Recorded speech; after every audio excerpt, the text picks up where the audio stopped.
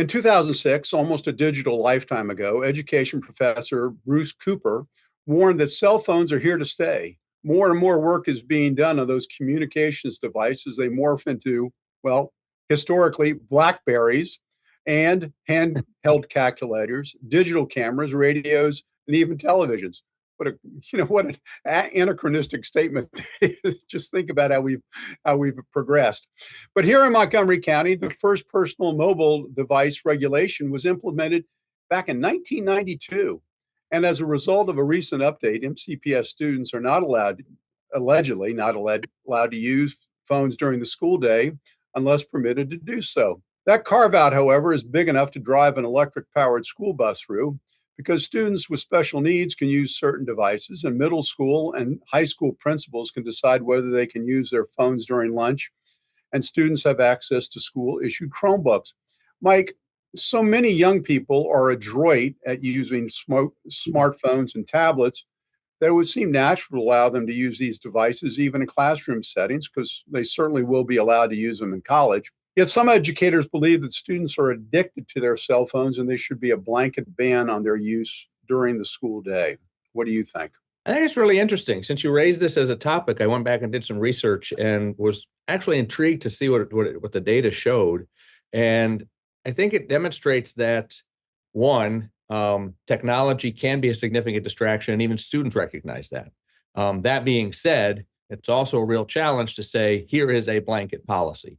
And so one of the things that clearly came out in the reading that I was looking at was, if you're going to do this, you have to be able to get buy-in along the way. You've got to bring students along. You've got to bring parents along. It can't be just a, hey, here's what we're doing and we're done. You've got to be able to come up with something that is adaptable and flexible to the students into the school system.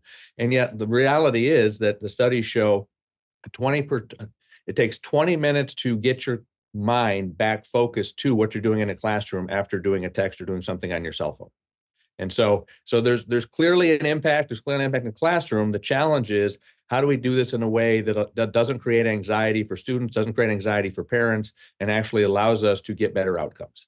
Well, the thing that struck me, Mike, and I'll go to Dwight on this because it dovetails into the question I was going to ask Dwight, is if you have some special needs students using Chromebooks and other devices in their learning environment, then how do you ban the use for other students? So, Dwight, why this? I wanted to ask you about this. State School Superintendent Carrie Wright said that there needed to be a balance regarding cell phone usage. Now, is that possible?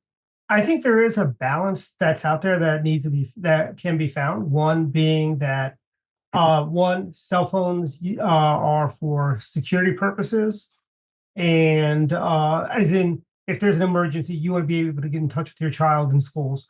A blanket policy banning altogether or putting them in a locker, really, I think it's about, we need to teach discipline.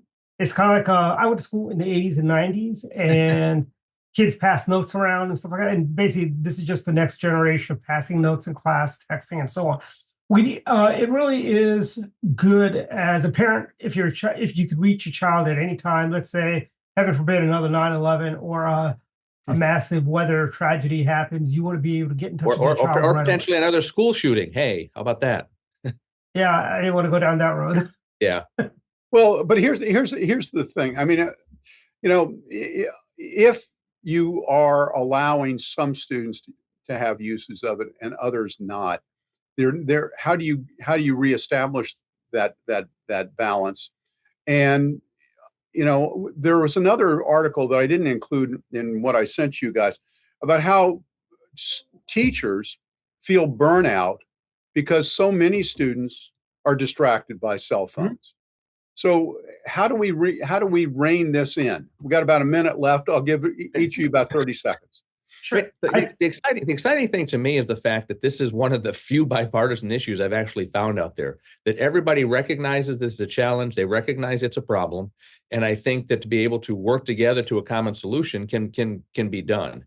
I think, to your point, Casey, I mean, right now there are students that learn differently and use different tools in a classroom that some use, some don't use. So I think the notion of being able to use technology for some students in some certain circumstances and not for others is not an insurmountable obstacle to be able to overcome. And so I think we can get there, especially if we're working together. Yeah, and I agree. I don't think we should ban. I think it goes back to discipline, making sure, kind of teaching the kids at a young age that, hey, you do what you don't, text in the middle of class, you can text at lunchtime or after school or before school, make call, whatever. And I think it's about teaching the discipline. And I agree, we can't have a blank, you can't just ban it for some kids and not for others. All right. So, well, thank you. Obviously, Montgomery County is working through this, as is the state of Maryland, because every jurisdiction has a different standard, unlike Virginia, which is trying to impose one standard for the entire state.